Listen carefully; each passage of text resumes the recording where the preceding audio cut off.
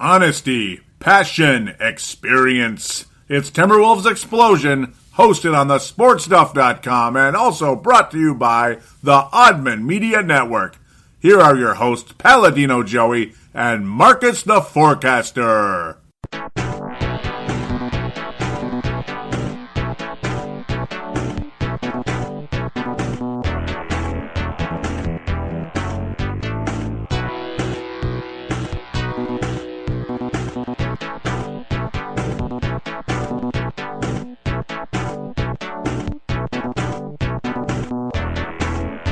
Hello again, Timberwolves fans. Are you ready for the explosion of Timberwolves basketball?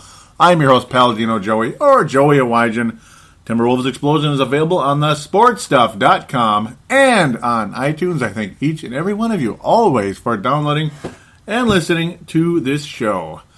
Well, here it is. I'm back to talk about, the NBA draft, and of course to keep us up with the postseason, as one-sided as that is turning in both conference final situations.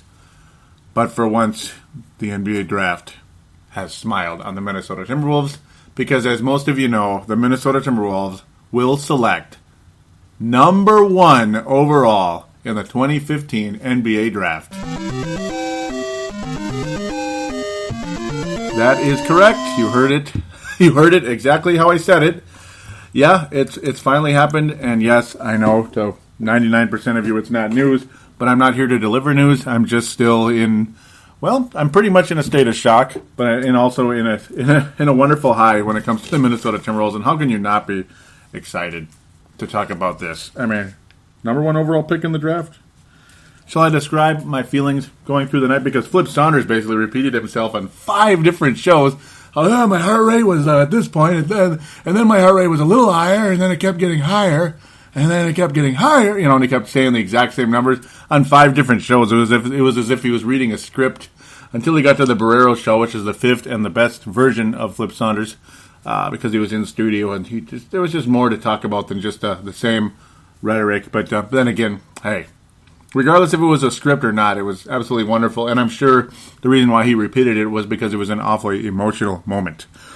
You could just feel the emotion out of both of them. Glenn Taylor standing there with tears in his eyes. Well, the hint of tears in his eyes, and just breaking up. He could hardly speak. He was just so stunned and so happy it finally happened. And Flip Saunders, of course, was kind of crying for more reasons than just that, because of his father's passing just a week earlier. Unfortunately, a Marine and a World War II veteran, Phil's father there, Philip Saunders' father.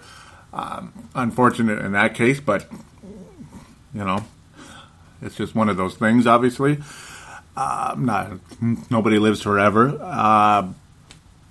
Pardon my use of words there. Ultimately, just a wonderful night for the Timberwolves, and I'll go through my emotions as well, since it's...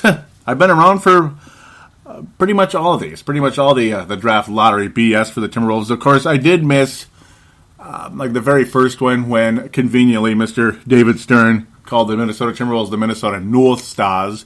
That was a wonderful feeling when we wound up taking Felton Spencer.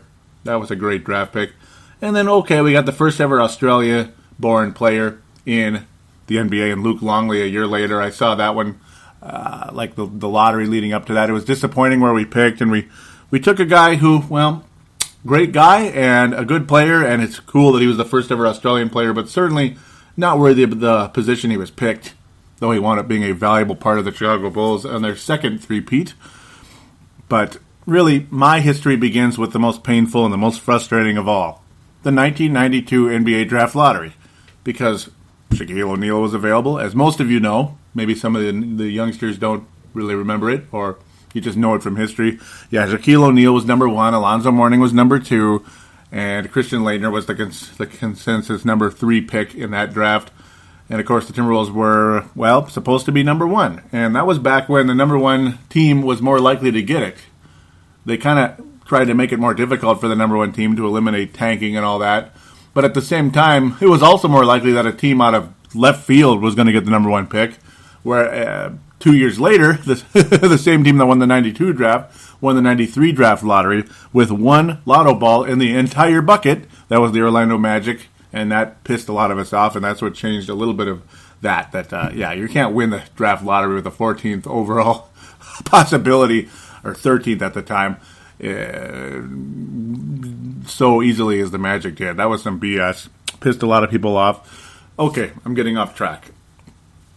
But with all that said, we had all these hopes with Shaquille O'Neal. Okay, and if we drop one spot, you still wind up with Alonzo Mourning, who was a pretty nice consolation to Shaquille O'Neal, and a defensive force, an offensive force. Yeah, he ran into kidney troubles later in his career, but again, that's one of those things nobody can predict. And of course, Shaquille O'Neal was pretty injury prone at times as well. So, I mean, those kind of things happen. But ultimately, both of them at least got one championship, ironically on the same team, the Miami Heat. That figures. It took Alonzo Mourning his whole career to get it, but he was wonderful. The most annoying part of all is that neither player stayed with the same team, that being Shaquille O'Neal with the Orlando Magic or Alonzo Mourning with the Charlotte Hornets. Hopefully that will not be the case for these two big men this time around, all these years later in 2015. And of course, as we all knew, when they went to the number 3 pick, the top 3 picks, the first envelope taken out was the Minnesota Timberwolves, leading to all our frustrations, and we wound up with a decent power forward, not a franchise-changing power forward in Christian Laettner. And, well, all of you have your opinions on him. Ultimately, not a fan of the guy at all. Nah. His defense was mediocre at best. His offense was okay, and he was a mediocre to below-average rebounder for somebody his size. Shaquille O'Neal, Alonzo Mourning, yeah. Hall of Fame careers, especially Shaq with 4 rings and all the stuff he was able to accomplish, despite, again, being injury-prone. But this time around, the way the draft lottery was turning out, I felt good because here we go. There's no miracle team that's going to go all the way up. Because obviously if somebody goes up, oh darn it, the number 1 team probably most likely is going to get pushed down, barring some type of wonderful fortune along the way that they only wind up with a number 2 pick. And I'm seeing the logo of that team flashing on the screen right now here. As Game 3 of the Eastern Conference Finals is playing in the background here. But yeah, I'm getting emotional right now again. But yeah, the correct teams were showing up in their spots. So here we go. There's no 2008 Chicago Bulls or God knows whoever. There's no 2010, 11 Cleveland Cavaliers who were supposed to pick significantly lower in the draft than what other teams, well, the Timberwolves at the time. There's nothing like that. It's like, okay, here we go. And then it goes to the moment of truth, the 4th pick. The Timberwolves survive all the way up to the 4th pick, or, well, nothing's changed up to the 4th pick. There's no miracle team. And then it's the New York Knicks, and ultimately I'm like, yes, sweet, we're going to get one of the 3 guys. We're going to get Towns, Okafor, or D'Angelo Russell. There's no doubt about it.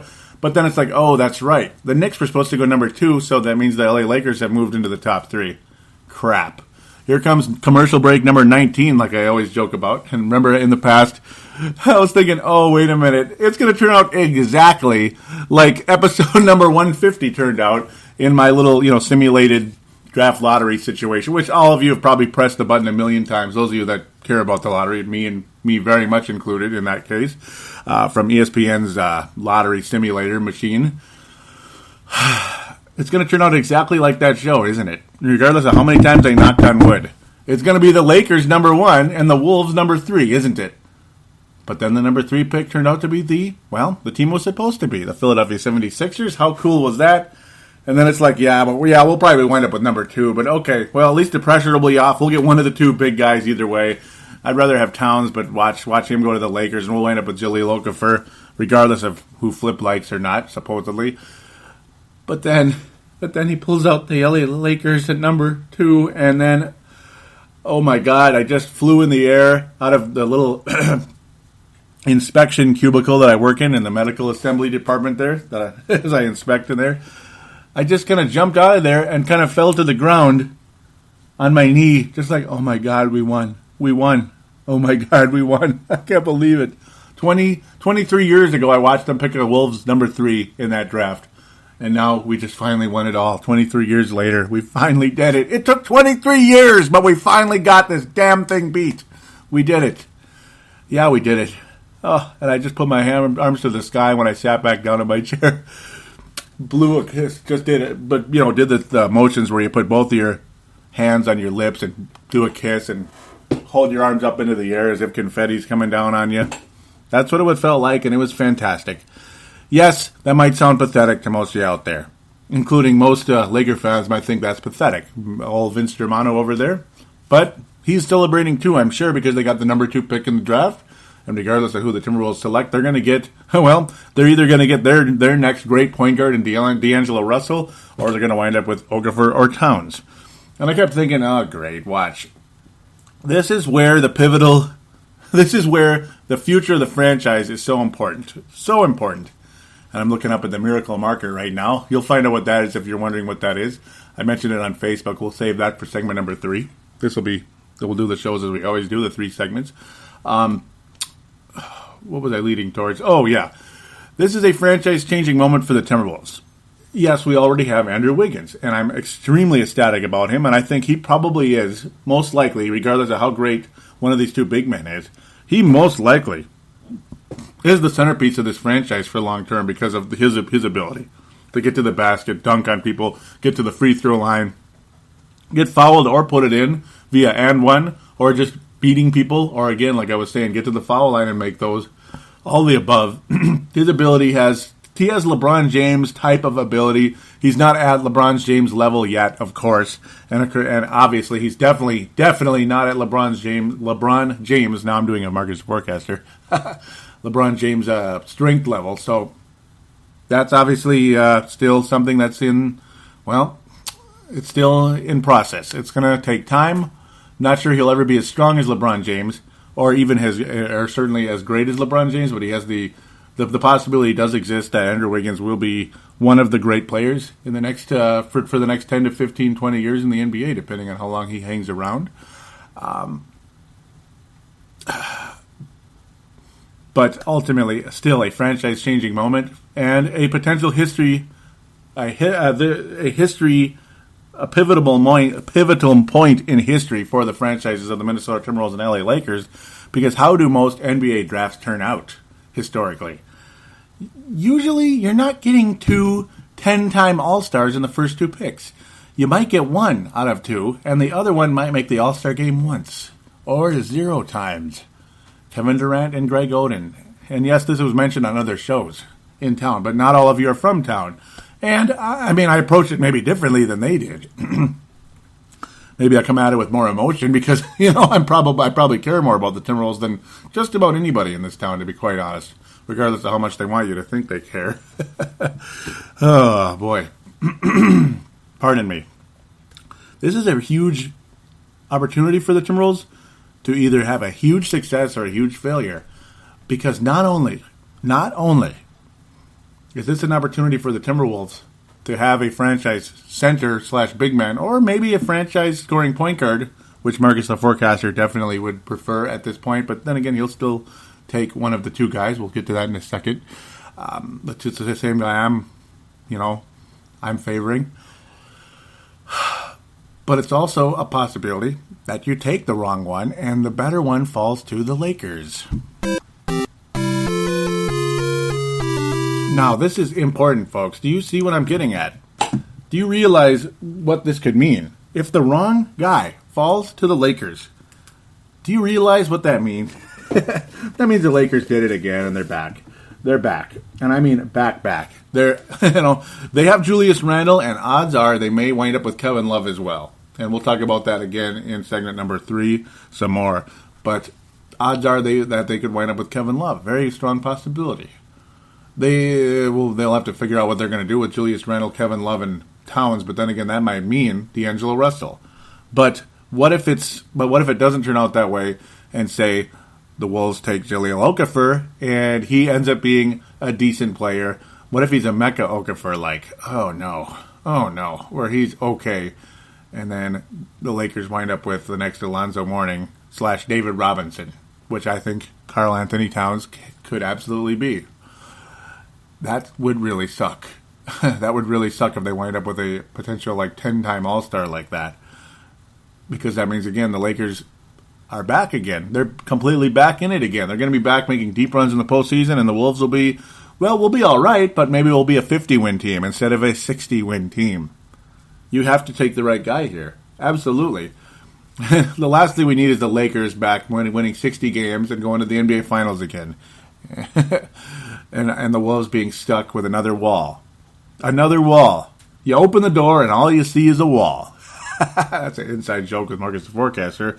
But that's not what the Timberwolves want when they make the playoffs, is open the door and now you see a wall. You want to win a championship, right? I know a lot of people in this town have that loser's attitude that I freaking hate. Oh, I'll be perfectly fine if we win just 45 games and make the playoffs again. Hell, it's better than winning 16 games or 20 games. Yeah, it is, but it's frustrating and painful going through season after season, losing in the first round of the playoffs, and never, ever coming close to an NBA championship, except for that one-year run that quickly faded the next season. It took 8 years to get there, too, by the way. And then we started the 11-year drought from the postseason right after that.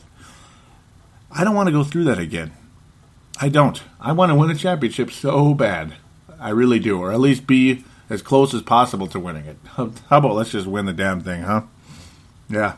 I don't even want to be the 90s Knicks who went to a couple NBA finals. I want to be whatever it is. I want to at least be the Miami Heat who got 2 championships or 3 in a lot of Dwayne Wade. Not bad. Not bad at all. Or how about just 1, like Dallas? At least they got 1. They have something to hang their hat on.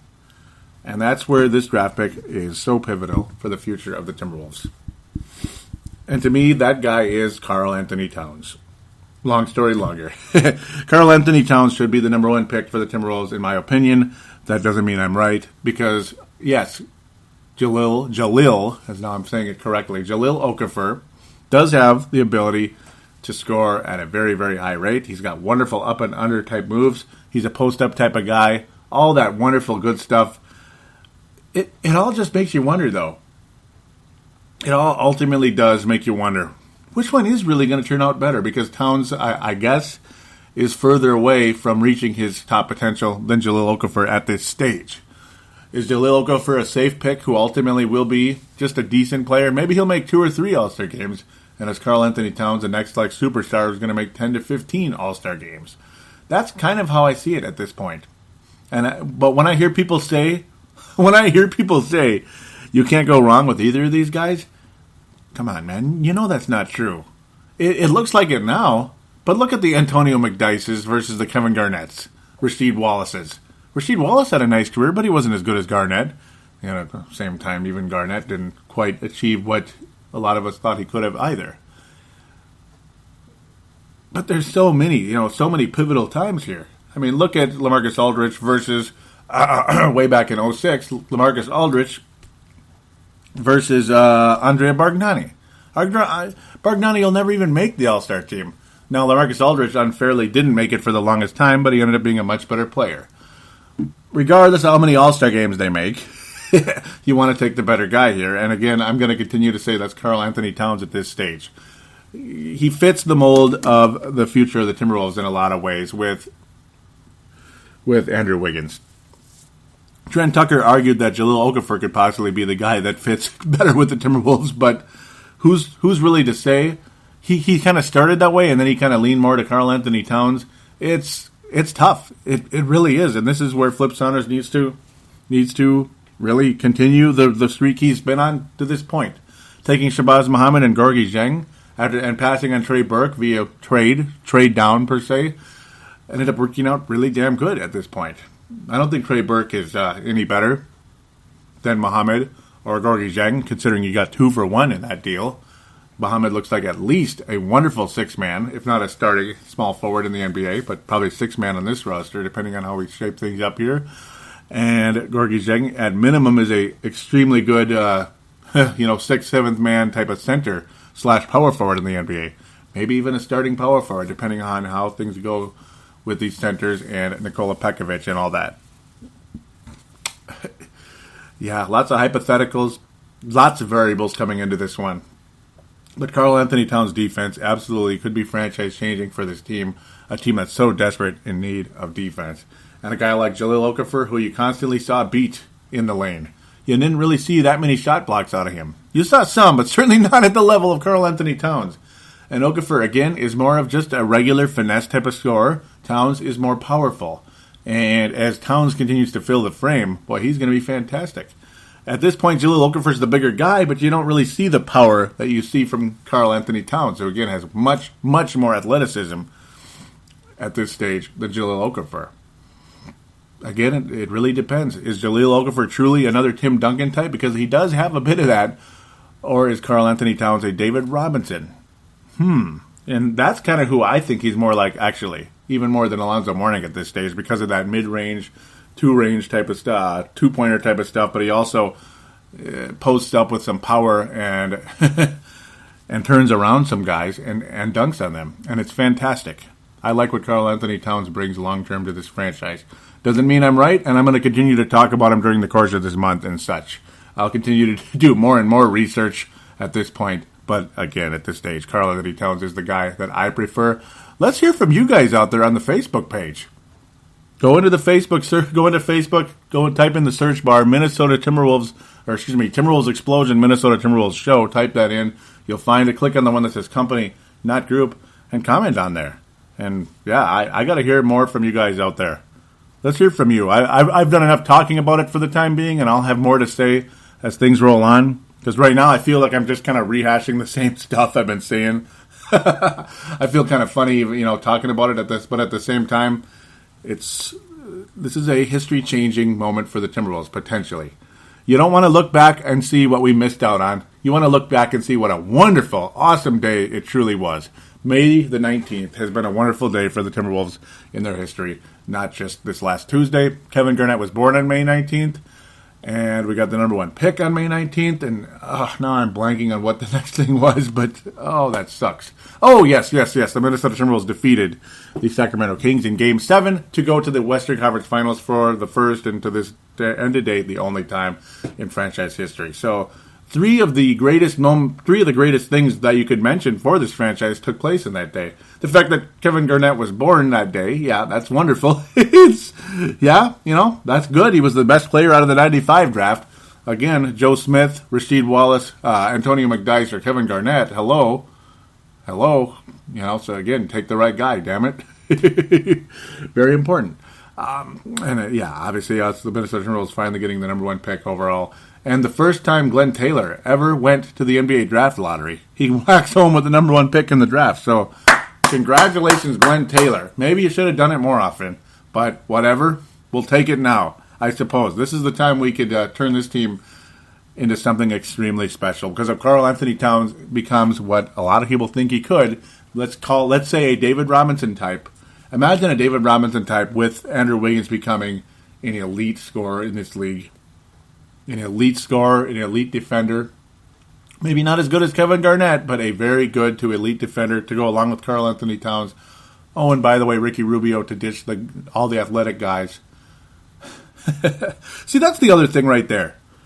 If you're going to keep Ricky Rubio and not draft D'Angelo Russell or make some other type of move, Karl-Anthony Towns is the guy. Because if you have athletic players, you want a passer to the ilk of Ricky Rubio, getting them the ball. He's fantastic at it. If you take, ultimately, I think Karl-Anthony Towns fits. Ultimately, when you come with a Ricky Rubio and Andrew Wiggins, I think it's just an awesome compliment. And imagine him with Gorgie Zheng, and you bring Nikola Pekovic in off the bench to do some, Jahlil Okafor, I suppose. Not much defense and kind of pound the ball into the basket with the post ups and the baby hook and all that. And Jahlil Okafor does have a lot of baby hook to him as well, regardless if you like that or not. Yeah, Karl-Anthony Towns, damn it, would fit better with the Ricky Rubio, especially if you're keeping him. So there you go. There you go. It all makes sense, doesn't it? And of course, if you take D'Angelo Russell, you're not going to be taking Okafor or Towns anyway. No kidding, right? So there it is. That's my thoughts at this point. I suppose that's going to be where things are. I might as well just stop right now before I start rehashing things that I don't need to. We'll come back to segment number 2, and we're going to talk about the NBA playoffs right after this.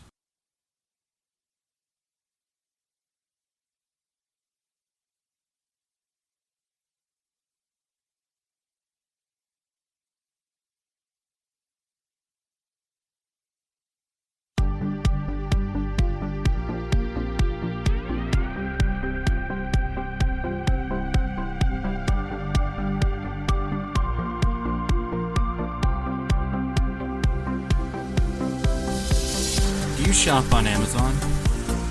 Did you know that you can support this podcast just by doing your normal shopping on Amazon? It's really easy to do. Just go to thesportstuff.com and click on one of the many Amazon pictures. Do your normal shopping, and Amazon sees that we referred you, and they give us a percentage. We'd like to thank you in advance for supporting thesportstuff.com, and please use our Amazon link. Now enjoy the rest of the show. We are going round like Saturn's ring. Towns or Okafor? Towns or Okafor? Or D'Angelo Russell? Which one's going to be the right guy? Man, if this is driving me crazy, just imagine what it's doing to Flip.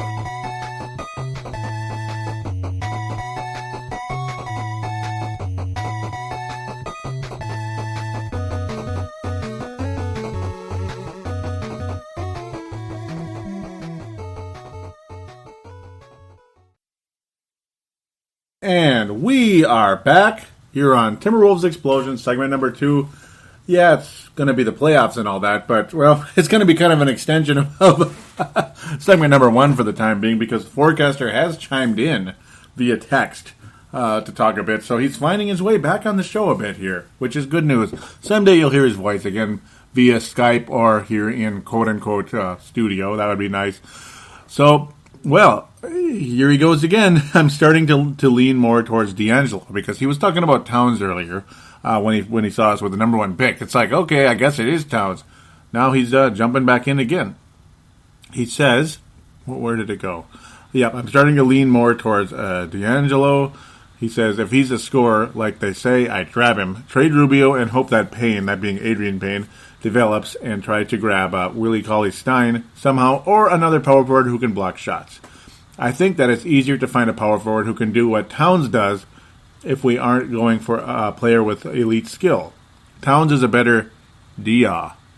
Yeah, as in Boris Dia? Boy, that's an indictment. Not that Dia's a bad player, but yeah, he's not exactly making 10 All-Star games, is he? Wow, he's still going. Wow. I have it on silent, so you're not hearing it. Better Dia. I hear that the Nuggets are willing to trade players. Okafor has a skill that can't be found easily. Towns may be an all-star, but there's way too many questions as to if it's all because the team he was on. Like, most of his blocks were from the weak side because players were mostly already, I'm guessing, afraid of, Willie Cauley-Stein. If Russell can be our Curry at point guard, I'd rather have that and roll the dice. D'Angelo Russell, according to Marcus the Forecaster. That would be quite an interesting move. And, well, at the same time, think about the situation here. The 2 highest paid players on your team are Ricky Rubio and Nikola Pekovic. So it's funny how either way, you're going to have to make a move on the most expensive player on the team, or he's going to have to be relegated to a backup. That's tough. That's a tough situation, regardless if you take Towns, Okafor, or D'Angelo Russell. So I suppose either way, it's not really as weird, I suppose. But then again, I think Pekovic, you're more likely to be able to have him as a backup, even though it looks really bad, having a $65 million backup center on the team, regardless if, it's still okay. The backup point guard would be really tough, I think, with Rubio at $55 million. That'd be really, really, really, really, really tough to swallow. Though I'm sure he's a lot more tradable than Nikola Pekovic at this stage. I would think, and it's $10 million less throughout his contract. Forecaster is continuing from the roll of the dice. He says KG wants minutes anyway. And Towns is not a center yet, maybe in a year or two. Well, Garnett, see, that's the other thing, too. Because I'm going to continue to extend segment number 1. And I do apologize. Segment number 2, really, the playoff thing is extremely short. We're talking just a couple games. And what am I really going to say about the Western Conference Finals anyway? It sucks, okay? No, it doesn't suck that bad, but Game 3 really sucked. Okay. Garnett, the Wolves are anticipating Kevin Garnett will be returning next season. That's true. One other interesting note that I wanted to get into on segment number 1, but I got too far into the draft. The Lakers and the Timberwolves had a handshake agreement for Kevin Garnett back in 2007, which would have been Andrew Bynum and Lamar Odom for Kevin Garnett. There was a handshake agreement in place that ended up falling through later on. This is according to Phil Jackson, so very, very interesting there. Andrew Bynum with what he turned out to be later on. Wow. And Taylor believed Andrew Bynum was going to be a superstar, so, well, ouch. Yeah, he was good, but look at him. You know, he's just another Greg Oden at this point. And that's about it. Yeah, that's the other side stuff. Forcaster's still chiming in. Wow. And I'll probably throw in some more if he continues.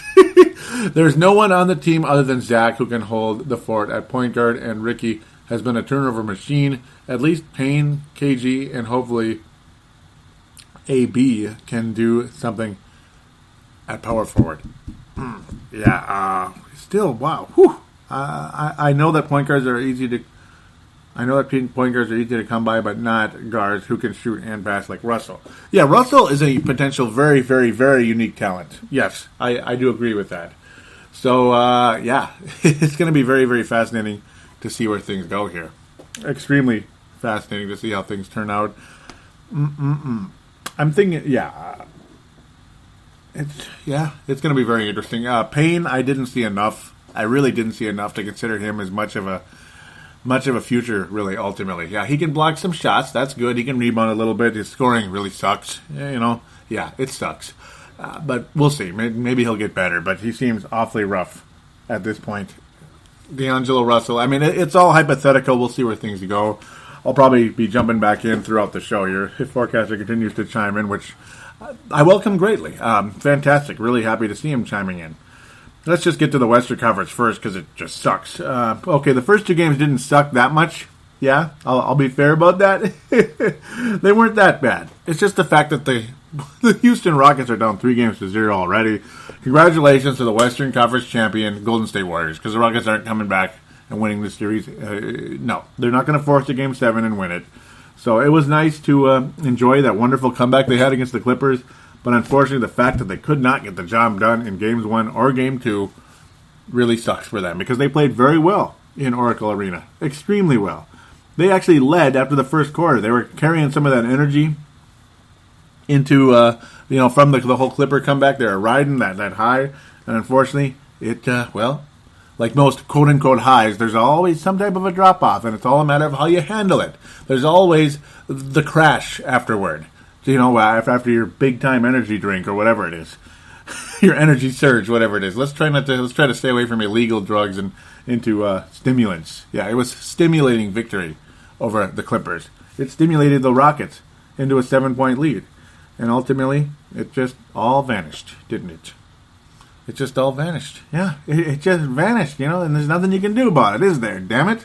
The Warriors came back, tied the game up, and took the lead, and they really never relinquished it after that.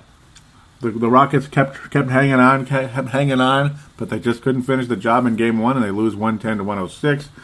Game number 2, the Rockets were getting beat most of the game, but then they came all the way back. They had a chance, and then they couldn't. And then the best player on the floor for the Rockets couldn't even get a shot off with Klay. I for some reason called him Tristan Thompson because that was on my mind via the Cleveland Cavaliers. So Klay Thompson, who is a good defender, Stephen Curry, who throughout his career been questioned in that category, has they shut down. They double teamed Harden because they knew that he was going to be the guy taking the shot, and he just had nowhere to go with it.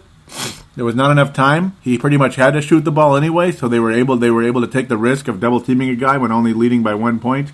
There was no wide open dunk or layup to be had at that point. Harden couldn't hang on to the ball, and despite a great game, 38 points, could not finish the job, and that was a huge shame. And this game, that play right there, I think it ultimately cost the Rockets the series, I think. And it's not because I'm not blaming the Rockets completely, but that play right there was the turning point of the series. They probably just figured, screw it, we're just not going to win now. I mean, bleep this. They come home, the safe confines of Toyota Center, and it ends up being, everything but Toyota. It ends up being an 80s Ford Escort. It just fell apart right away. It wasn't a Toyota. It didn't last. It was just a piece of crap game that the Rockets were never in. I mean, just garbage basketball. It was the same crap that we watched against the Clippers and, Dallas versus Houston in the first round and other series so far. Just garbage. Absolute garbage. 115-80. I have no comment. Just a freaking awful game, and the look on Kevin McHale's face midway through the fourth quarter said it all. It was just that, well, this isn't going to happen, is it? It was that look. It was the same look that Tom Thibodeau had on his face in Game 6 at home for the Chicago Bulls as the Cleveland Cavaliers were rolling all over them at that point in time. As LeBron James and his Cleveland Cavaliers were really taking care of business, despite the fact they have no Kevin Love and they've had no Kyrie Irving really ever since. And boy, those Cavaliers are on a mission over there in the Eastern Conference, winning 2 games in Atlanta. They won 2 games in Atlanta. I mean, that's pretty damn awesome. Regardless how you feel about LeBron James, well, I personally enjoy him, and I think he's the most. He's the guy I seek out more than anybody else in the postseason, even more than Steph Curry. Those of you out there prefer Steph Curry in a lot of ways because you're just I don't know, you're tired of LeBron and this and that. And gosh, he's been to the NBA Finals 4 years in a row.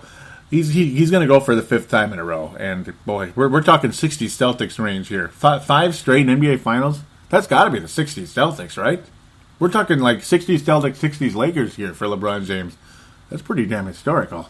Man. They won 2 games in Atlanta. 2 games in Atlanta. And they just the aggressiveness LeBron James played with the entire time, extremely fantastic to see.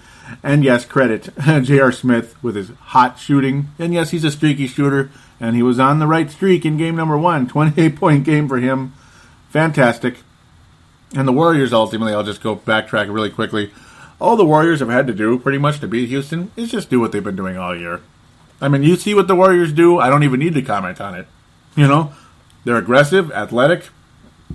They attack the basket when they can, but ultimately they rely on their extremely good three-point shooting, and it just has carried them all the way to obviously a Western Conference championship, and they're going to be the favorites to win the NBA title, regardless if you're a fan or not. I'm a fan to a point. I don't like the run and gun as much as I like what LeBron James does, like kind of the Jordan type of basketball, or whatever LeBron is. It's like some of Magic, some of Michael. Yeah, he's more of a distributor than Michael, but you get the idea. I like them powering your way to the basket, dunking on people, hitting clutch shots, a little bit more than threes. But then again, the Warriors, again, like I've said a million times, they go on a nice fast break and dunk on people. There's nothing wrong with that. So they're preserving some of the game. J.R. Smith, 8 of 12 from 3, though. That was even more than that's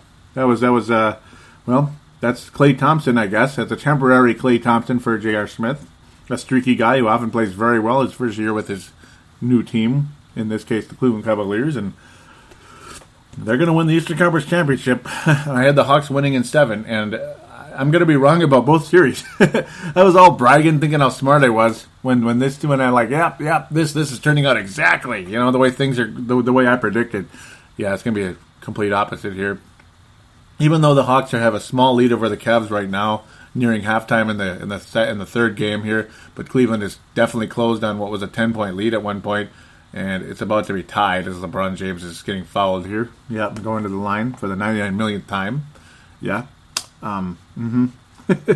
Deladova has been a nice, wonderful little find. Didn't do jack bleep in game number 1, though. 0 for 6 from the floor in 24 minutes. That ain't shit, man. But he got 3 assists, so yay. Yeah. Kyrie Irving did play in game 1. What am I talking about? But he was playing hurt. It's like he was kind of there and kind of not.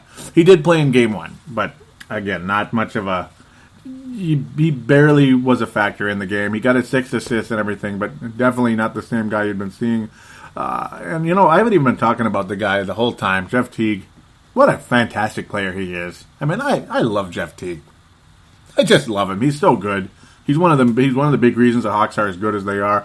But unfortunately for them, losing 2 games at home to start a series in the first time you're in the Western Conference Finals with the Atlanta Hawks, or, well, in modern times, they're in the Western Conference Finals with the Atlanta Hawks.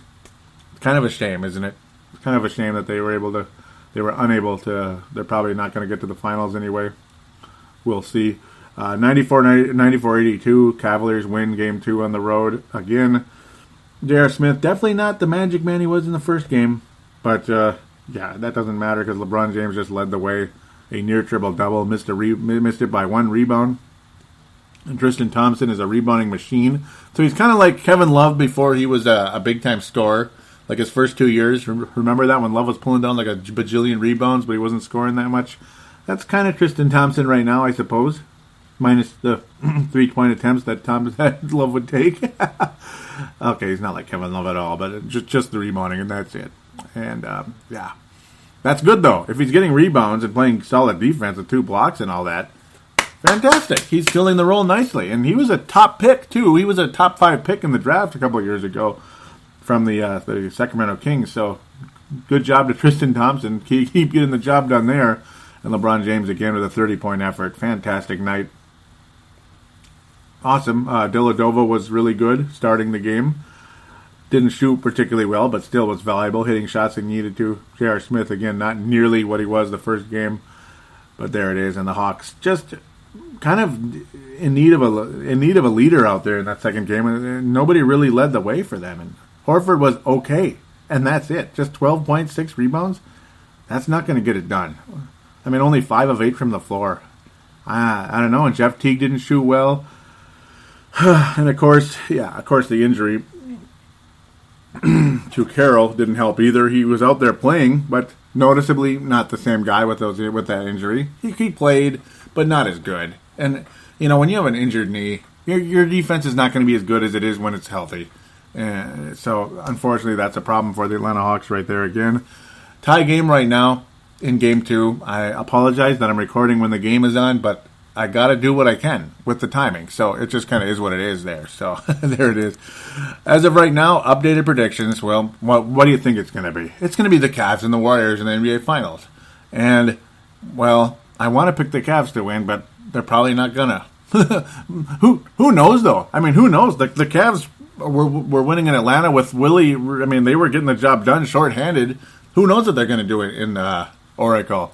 Memphis won in Oracle. Houston didn't. But they almost did twice. So somebody could beat them in Oracle. Might as well be LeBron. And he's been fantastic on the road in the postseason. What that series will be, let's just save it until the time comes, okay? I'll save that prediction. But right now, clearly, Warriors, Cavs, NBA Finals. There you go. A team that's never won an NBA championship and a team that hasn't won one since 1975. So there you go. It's going to be somebody quite new. That's cool, but I don't know. I tend to lean Eastern Conference with my interest because I don't know. I'm kind of sick of looking at these Western Conference teams over the years, the way they always kick the Wolves' butts. And call it jealousy all you want. If it's jealousy, it's jealousy. It's not really jealousy. You get tired of looking at the same teams. Like, I guess Viking fans are jealous of the Packers too then. I mean, I suppose we might as well be. They got 4 Super Bowls, we got 0. So, I don't know. You get sick of seeing the same teams succeed. Even though the Warriors, well, they haven't had major success, but at the same time, they always seem to beat the Timberwolves. Even when they stunk years ago, they still beat the Timberwolves. So it was frustrating. It just is what it is. Let's wrap this up and get to fan interaction right after this.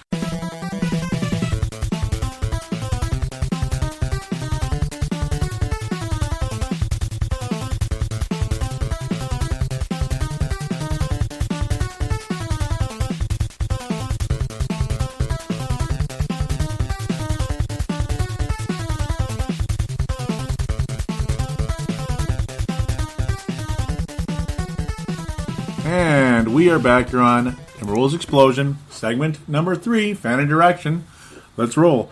Facebook, again, like I mentioned earlier, type in the search bar, Timberwolves Explosion, Minnesota Timberwolves Show, and click on the one that says Company Not Group. Company Not Group, then click like, and post your thoughts, comments, whatever it is. You're welcome to post articles, whatever it is. Heck, even if you want to spam your podcast down there, I'll be willing to oblige you. As long as I like your show, damn it. No. Shout out to the Courtside Podcast, as we'll be hearing from those guys, Hank McCoy and Vince Germano, the People's Champ. Yes, sir, we need to record Showtime and T-Wolves as well. But yeah, first of all, the Courtside Podcast, Hank McCoy, Vince Germano, a absolutely fantastic show that I highly, highly, highly recommend. But also on the sportstuff.com, the Crossover, they have just released their show. They haven't been releasing them super often lately, but there's a new one out right now. I was able to upload it for them on the sportstuff.com as I'm the vice president of operations of that site. Yeah, I was able to upload that. Do check it out, the Crossover Podcast. Very cool indeed. Rusty and PMAC, they're also from Australia. New York Knicks, Brooklyn Nets conversation. The crossover, well, Vince is a Laker fan, Hank is a Grizzlies fan, but they're mostly an NBA show. They don't focus on two teams or one team like this one. But then again, I talk about the NBA as well. I branch out, just like the crossover, they branch all over the place too. So, which is good. I mean, it's good to talk about the whole league, not just your team. As much as you love your team and favor your team. That's, yes, sir, indeed. I posted an article on the page, which is not Timberwolves related, so it's the Chicago Bulls. Derrick Rose and Jimmy Butler had some tensions marred during Game 6 and during the course of time because, well, gosh, darn it, Derrick Rose had been the number one guy in Chicago, but, well, gosh, he was injured for 900,000 days straight. So, gosh, this guy named Jimmy Butler, and pardon for me for saying gosh too many times, I'm repeating myself a little bit there, Jimmy Butler became a number one scoring option for the Bulls during that time, and I don't know, there might be a little tension, a little jealousy as he just kind of passive-aggressively was like, here's the ball, whatever. And Derrick Rose attempted a very, very minuscule amount of shots, and that did not help the Chicago Bulls win anything. And to me, that's a lot of BS. It really is. I'm not a huge fan of Derrick Rose right now. Haven't been of late. I don't know. I was just noticing something about him. He just doesn't seem like the same guy. He doesn't seem as aggressive. And yes, he was injured and this and that, but then you see him make moves and stuff, and it's like it's still there. So what the hell? The ability's still there. I don't know. He just seems kind of not like the same guy. I don't know what it is, but maybe that is what it is right there. Damn it, Craig, look at you. You're like, would love to hear Vince Germano's thoughts. Look at you, Craig. No, Craig Walton, big LeBron fan. He was a big Heat fan. I guess he's more of a LeBron fan. Doggone it. But, yeah, well, no, I'm a LeBron fan, too, to a point. Vince was saying they need to find a balance. Rose would be silly not to defer to Jimmy, but I reckon it's just a storm in a teacup. Craig back and forth. What happened to Rose in Game 6? Did he quit? Vince is saying no, and the conversation continues briefly. Not Timberwolves related, but still good conversation between those two guys, without a doubt. Yeah, good stuff indeed. I'm not impressed with how things wound up with the Bulls there, but partially it was the Cavs just kicking their butts as well. And there it is, the article of articles. The Minnesota Timberwolves win the number one pick in the draft. Oh, yeah. Isn't that cool? 2 comments. David, how? Saying 3 number ones on the roster. That's insane, and I agree. Because, of course, it starts with the 20, and it's 3 in a row, by the way. It's a three-peat. It's a three-peat. So hopefully the Minnesota Timberwolves achieve a three-peat in the NBA title someday because of all these great players on the roster. The first of the 3, though, not so much yet. But if he develops into a nice power forward, more power to him, and hell yeah, that's probably the weakest position on the roster as of today. It is. It was once the strongest part, and that's Timberwolves have a very rich history at power forward. If you consider Christian Laettner a super duper power forward over the years, Christian Laettner, Kevin Garnett, Al Jefferson, and Kevin Love. That's quite a few in a row there. Al Jefferson moving to power forward at one point. So, there it goes. Very interesting. Al Horford just ejected. That's not good. And I swear I just saw coach of Atlanta Hawks there flipping off the ref. Hope I didn't see what I saw. That could be a huge problem. It really looked like he was doing that, though. I don't know. Maybe he's just pointing to the monitor. Yeah. Anyhow, a little distracted here. Kind of a game on while I'm doing a show. That's great. And here we go. Yes. I'm holding it right now. The Miracle Marker. The Miracle Marker. Yeah, you saw it on Facebook, those of you out there. The Tennessee Browns and such. Yes, sir. Love you guys. The Miracle Marker. Okay, well, I'll read what I said up there. I said the Miracle Marker. Yeah, I said that again. When I work every day, I use a black marker. For the first time ever, and I'm saying this in full sincerity, for the first time ever, I used this blue marker accidentally. It is a bright, kind of a royal blue, like the Timberwolves wear. And for the first time in franchise history, it gives the Timberwolves the number 1 overall pick. So, my good buddy, Jacob Ombasa, yes, the trainer there in where I work, said, take it home, Joey. Take it home. This is, if there's a Timberwolves Explosion Museum, this is going in it. Because, what are the odds? I grab a blue marker out of nowhere and use it all day, and it's just the most beautiful blue color, too. And it works so much better than the black marker. And I used it all day as I was marking things down. And next thing you know, because I have to sign with my initials on every single stent that I inspect after it's good to go. To think that this marker, I just happened to pick the blue marker the one day the Timberwolves get the number 1 pick. I had to take it home. It's the miracle marker, man. It is. Hopefully we don't have to be in the lottery again, but if we are, I'm bringing this marker to work. Yeah, absolutely. I'm bringing this marker to work, and I'm using it that day. So there you go. It's a beautiful thing. Comments. What Tanae Brown says, don't ever stop using it. Ha ha. Yeah, I probably shouldn't have stopped using it, have I? I probably shouldn't have stopped using it. Oops. No, I'm kidding. And then the pictures, and I didn't really stop. I could use it again. And the pictures right here of the wonderful things that took place. That big number 1 ball that came out that gave the Wolves, it put the Wolves in play for the number 1 pick. Not sure who else had number 1 on their list because, it's a combination of numbers with the balls where how you wind up getting a number 1 pick. And there's several possible combinations that will give you that top pick. But that doesn't mean those numbers are going to come out. It's just your odds are better when you're, you had the worst record. You have higher odds. So there you go. I simply say amazing night and the balls that may have saved this franchise at long last. Yeah, and these are the ball, the ball right there, the number 1 ball. That's part of Timberwolves lore for the rest of time. And ultimately, it was the 86th combination possibility for the Minnesota Timberwolves that would give them the number 1 pick. The numbers 1, 3, 6, and 7. And ultimately, that's what came out. 1, 3, 6, and 7. Once number 3 came out, the Wolves already had it, apparently. So that's where the Wolves' odds were best. If number 1 and number 3 came out, there it is. The Wolves will get the number 1 pick. And that was fantastic, where 6 and 7 were ultimately just default numbers that had to be taken out anyway, because that's just how the draft works. A wonderful night indeed. This was from a employee of the Timberwolves that knew they'd won the draft lottery well before, at least a good hour before the whole ceremony took place, or show or whatever showcase took place, where Glenn Taylor felt awfully good picking up his holding that envelope with the big giant Timberwolves logo card on it. Wonderful night indeed. Yeah, so apparently they bring one representative for each team inside the office to prove that this isn't a scam and it's not rigged. So there it is. It's not. All the Timberwolves fans that can say it's rigged, well, it certainly wasn't rigged this year, was it? Who knows what took place way back in 1985 at the very first draft lottery? Well, maybe it was just the Knicks' turn, damn it, and it just happened that way. Maybe it really wasn't rigged after all. And I do believe a lot of conspiracy theories out there, that some of them actually are a conspiracy, not a theory. But not the NBA draft lottery at this point in time. Wonderful night indeed. Unfortunately, there was nobody on Twitter this week, but partially that's on me for not tweeting all week. I do apologize for that. Well, to get there, simply look up at Wolves Explosion. I'll also have it written down in the podcast description on thesportstuff.com and on iTunes and other possible links out there via Double Twist on Android. Places like that, probably on Windows even, when it shows up, because it would show up in the store in Windows and on BlackBerry, and of course Double Twist and other apps out there.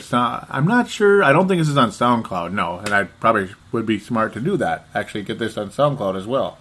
We could have a conversation with Dylan about that. But yeah, all the information, how to get to the Facebook page and the Twitter will be on there as well, along with the phone lines 209-736-7877, 209-736-7877. Hey, call in. We got the number 1 pick in the draft to talk about for the next several weeks. Call in and give your opinion. More than welcome. Rip Anthony Bennett, praise Anthony Bennett. Talk about how Dominique Wiggins, talk about how Andrew Wiggins is the next Dominique Wilkins. More than welcome. Maybe Zach LaVine is the next. I don't even know yet. Hopefully he's better than J.R. Smith, and I think he probably will be. Yeah, I think he'll be better than J.R. Smith, but we'll have to wait and see on that. Seems to be much more of a gym rat than J.R. Smith is, though. That's just my point of view right there. Just my opinion. I want to thank you all so very much for listening, and for those of you that retweet the show, like Vince Germano, Tanae Brown, and Kamel Hilton of Toronto. I believe he's on vacation, so that's why I haven't been seeing him lately. But again, a shout out to him if he's listening over where he is right now on vacation. If you're kind enough to listen to my show on while you're on vacation, I'm honored deeply, and Heck, maybe some of you out there are on vacation right now listening to the show, and God bless you. Thank you very much for your listenership. And for those out there that do like this show and are willing to post a review on iTunes, it would be greatly, greatly appreciated. 3, 4, or 5 stars would be preferred. 2 stars is a bit harsh. 1 star is ridiculous. If you're going to give Timberwolves Explosion a 1 star, you're just screwed up in the head, I think. There's no way this is a 1-star show. 2 stars, too harsh. 3, okay, whatever. Maybe you don't like it that much, and you're free to do that. Maybe you're looking for something else. Maybe you're looking for duckies and bunnies, which I'm not. I don't know. That seems to be a common complaint sometimes. We're a little bit too hardcore or a little too harsh. But we'll just see where things go with that.